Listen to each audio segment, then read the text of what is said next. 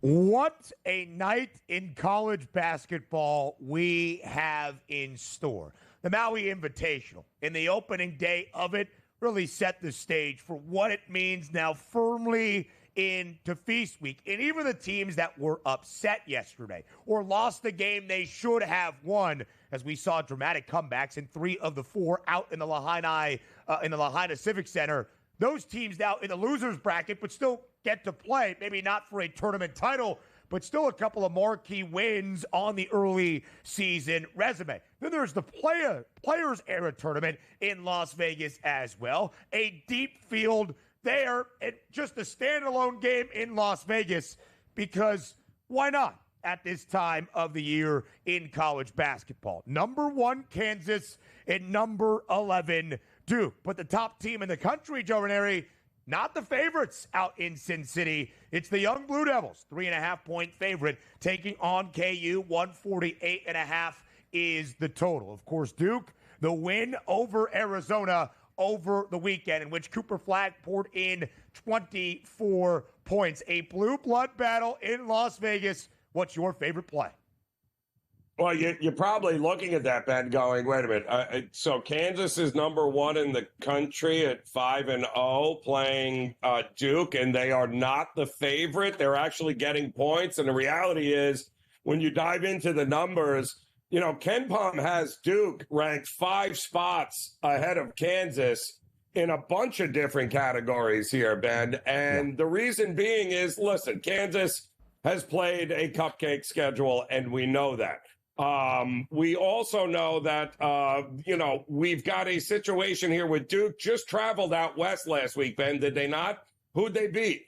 Pretty darn good Arizona team on the road. And they're a top 5 team defensively right now, Duke. And I think when you look at a team like this, you know they've got the scoring. But my goodness, can they play some defense? And Kansas, I love Kansas from the standpoint of, Ben, and we always talk about depth. Kansas has got a ton of depth. But the problem is Bill Self is using this time of year, you know what, Ben? To try to figure out what the hell those rotations are going to be when it matters the most. So, I get why the market thinks Duke's the better team here, and they're laying points in a neutral place. But Duke has already proved they can go out west, lock you down defensively, and make the tough shots. I think they can do that again here tonight. It would be Duke or pass for me in this one. Yeah, so listen, both teams have played 2 power conference programs. Kansas has only played 1 ranked team. That was North Carolina in the Fog in game number 2 of this year. In fact, the only game for KU that has gone over a number. They did not cover against North Carolina, 8-point home favorite. That game decided in the final minutes after a crazy rally from UNC. Duke has played 2 power conference programs. They lost to Kentucky. They beat Arizona in Tucson. Joe, both of those games under, and very well under. Duke's defense against the best of the best has been maybe one of the most impressive things about this young Blue Devil squad this season. I kind of lean under 148.5. Let's talk Players Era Tournament in Las Vegas. Elsewhere on the Strip, Creighton still in the top 25 despite losing to Nebraska on Friday. 3.5-point favorite against San Diego State. This a rematch of an Elite 8 game from 2 years ago. A&M and Oregon. Keep an eye on Jackson Shellstad, one of the best players in the Big Ten for the Ducks. The Aggies a 3.5-point favorite. Top 10 tilt, Houston and Alabama. The Tide an underdog for the first time this season. Notre Dame and Rutgers as well out in Las Vegas. Rutgers lost to Kennesaw State on Sunday. How will the young crew for Steve Peichel, respond in Las Vegas? Yeah, no, there's some questions, and I love, Dana Altman and Oregon, and you mentioned it there. You want to give me a bucket? You want to give me, 2.5, 3 points in this game here and what I think is going to be a coin flip game? I will take Oregon all day long in what should be the battle of all those games on the board. I think that's going to be the biggest one. It's going to be a good one. A&M has actually played a rather difficult schedule, so shout out to Buzz Williams to book it as such in the opening 3+ weeks of this college basketball season. Oregon did beat Oregon State. The Bees entered that game unbeaten in Corvallis last week. Oregon won by 3, did not cover as a 6.5-point favorite. Here are the odds, by the way, to win the Players Era Tournament title. Houston, that slight favorite. They take on Alabama today. What a game that is going to be. Tenacious defense from Kelvin Sampson and the Cougs, and a high-flying offense out of Alabama. Maui Invitational Tuesday next. Live right here on the early line on SportsGrid, we get you set for a huge Tuesday on the hardwood. We end out our Maui Invitational preview. We'll talk to Jon Rothstein in our next segment, and we'll talk some NBA Cup. Only 5 games in the in-season competition around the association. Not as robust as we have seen the last few weeks. But now let's get to the Maui Invitational. So we saw those fantastic 4 games yesterday. Dramatic comebacks in 3 of the 4. 3 of the 4 decided by just a single bucket. 2 points to be exact. So now you have the winner's bracket and a loser's bracket. Well, even if you don't have a chance to contend for the Maui Invitational trophy, you can still add a quality win to the early season resume and have an opportunity tomorrow to add another one. Let's start with the winners, though. Michigan State, the only team that comfortably cruised to a victory yesterday, the only favorite, in fact, to cover. They did as a 7.5-point favorite against Colorado. They won that game by 16 despite struggling from deep. A slight underdog today, Joe, against Memphis. Top 15 tilt. It's Auburn and North Carolina. Both teams, dramatic rallies in the second half. Auburn down by 16 at the break against Iowa State. Janai Broome, the game-winning tip-in with just a few seconds remaining in regulation. North Carolina down by as many as 21 points early in the second half to come all the way back and beat Dayton by 2, 92-90. Auburn, the slight favorite. They were actually the favorite of 3.5 points yesterday, so Iowa State did actually cover.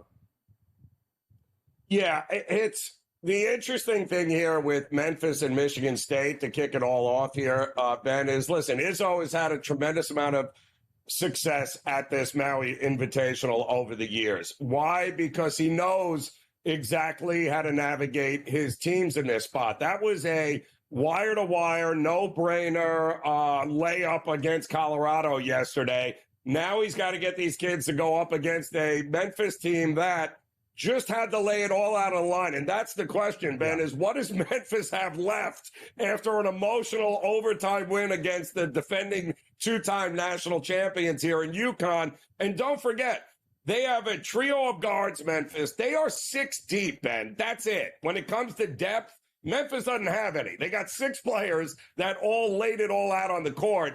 Michigan State, however, took their time, did what they had to do. They'll be ready for blood in this one. I think Michigan State rolls Memphis in this one. Could we see this game under 153.5? The Spartans have now flipped to a favorite as well. First half money line for Sparty, minus 118. Yep. Exhaustive and extensive overtime battle for the Tigers. Michigan State was just waiting, went out there and handled Colorado by 16. Auburn and North Carolina. That total is up there. And both teams played in high-scoring games yesterday. But Auburn butters its bread really on the defensive side of the floor. 165.5. Might we see that come down playing day after day? It's also part of the beauty of these early non-conference tournaments, Joe, because it resembles, in a way, the NCAA tournament or a conference tournament at the end of the year. You don't often play in back-to-back days in the NCAA tournament, but in conference tourneys you do. How do you carry momentum over one day to the next? Yeah, well, you keep running your game, right? And what is North Carolina's game? It's pace. It's tempo. It's going to be running up and down the floor. I was shocked that Dayton didn't try to slow that game down last night, Ben. I can't believe they got into a track meet with him. I don't think Auburn's going to try to slow him down. I think Auburn's going to do what Auburn does. I think they are going to try to go up and down the court with him. It feels like there'll be plenty enough possessions and three-point shooting in this game to, in fact, look at the over with 2 teams that have no problem playing in games that can be a track meet. And I think this is going to be one of them. Yeah, that really could be the case. I actually would lean under for Connecticut, 15.5-point favorite, and looking to bounce back against Colorado. UConn had gone under in every single game until yesterday against Memphis when things got crazy. And if Dan Hurley continues that passion, let's say, for this sport, maybe it starts on the defensive end of the floor. Iowa State, 8.5-point favorite against the Dayton Flyers, a tournament team a year ago, out of the A-10. This might only be November, but this is Feast Week. And as we get you set for a gigantic Tuesday in college basketball, who better to join us? The answer to that simple question is nobody than Jon Rothstein, of course, with CBS Sports, and joining us on behalf of the FanDuel Sportsbook. Jon, as always, we appreciate the time. What a Tuesday we have in store, 2 days out from Turkey Day in college hoops. You know, Ben, at some point today, we all just have to really take a look around, thank God, and be thankful for what we have on tap today from a college basketball perspective. I have said it before, and I'll say it again. Other than championship week, other than the NCAA tournament, Feast Week is the best week that we have during the college basketball season. Let's mange.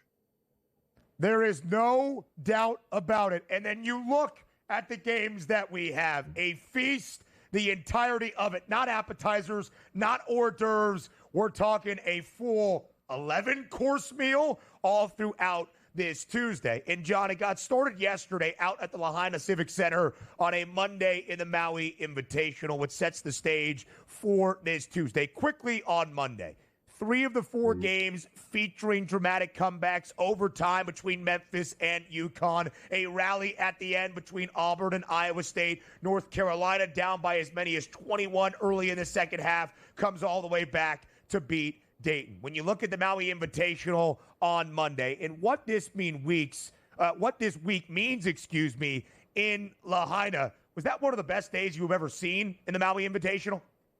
It felt like a dramatic day in the NCAA tournament, and I think if we were at a first-round site for the NCAA tournament and we saw 3 of 4 games finish in this type of magnitude, we would say it would be one of the best day ones in the history of the NCAA tournament.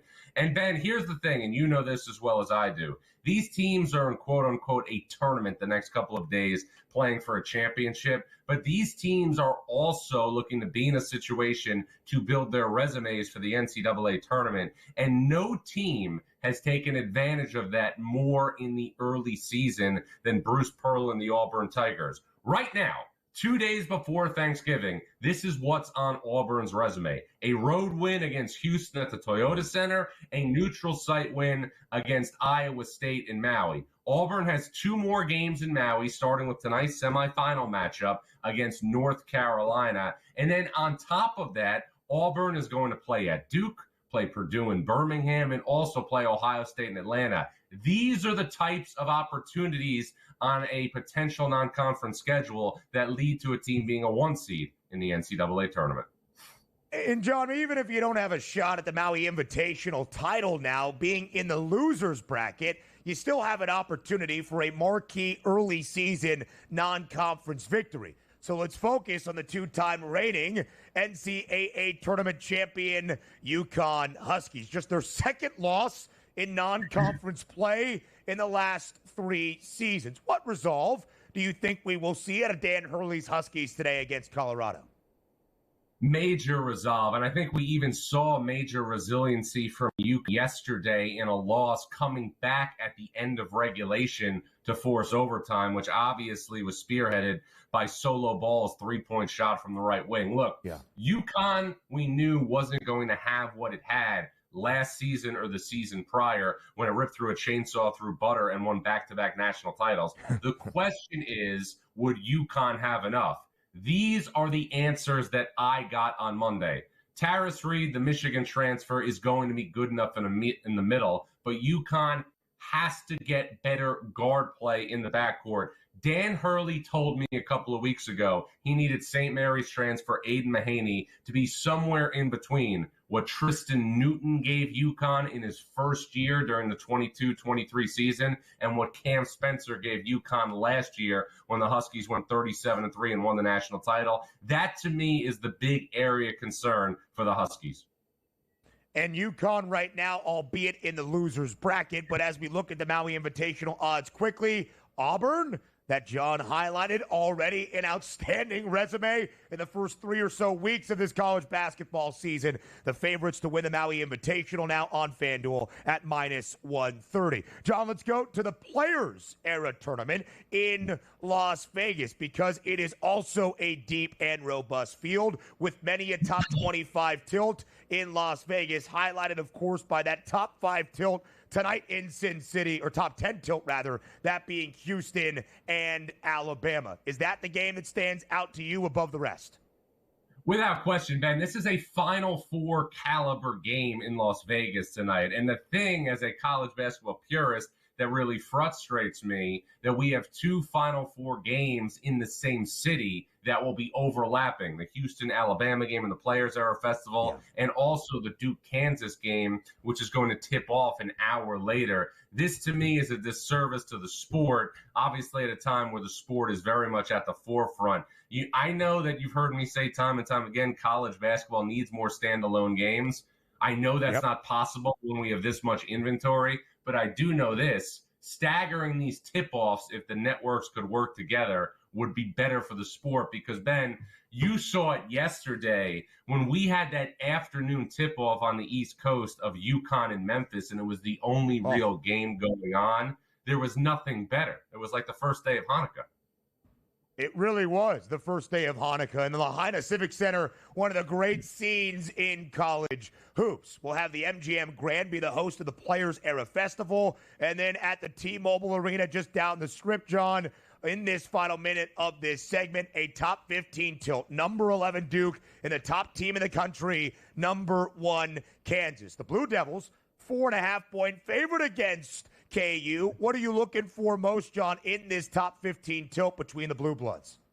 Will Duke's defense continue to travel? When I spent time in Durham in the preseason, John Shire said repeatedly that he felt that this would be potentially his best defensive team since he's been at Duke. Ben, how about this? No player on Duke's roster stands less than 6'5". The Blue Devils held Arizona to 55 at the McHale Center in Tucson on Friday. Duke's defense, I think, will be the key in this game. I'm keeping a close eye on Common Malawach, the talented 7'2" freshman, against Hunter Dickinson. I believe Malawach is the X factor long-term for the team.